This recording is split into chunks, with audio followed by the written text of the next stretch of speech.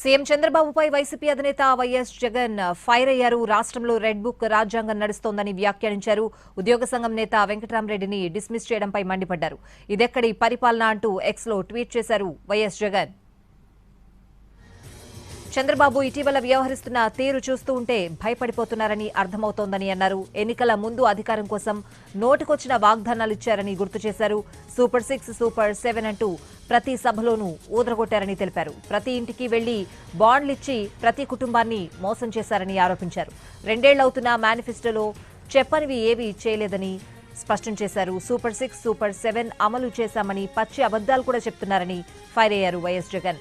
రాష్ట్ర ప్రజలు ఉద్యోగుల నుంచి వస్తున్న వ్యతిరేకతను తట్టుకోలేక ప్రశ్నించే గొంతులపై బ్రహ్మాస్త్రాలు ప్రయోగిస్తున్నారని కామెంట్ చేశారు. ప్రజలు ఉద్యోగుల నుంచి ప్రశ్నలు వస్తున్నాయంటేనే మీ పరిపాలన బాగా లేదనే కదా అర్థమంటూ కామెంట్ చేశారు వైఎస్ జగన్.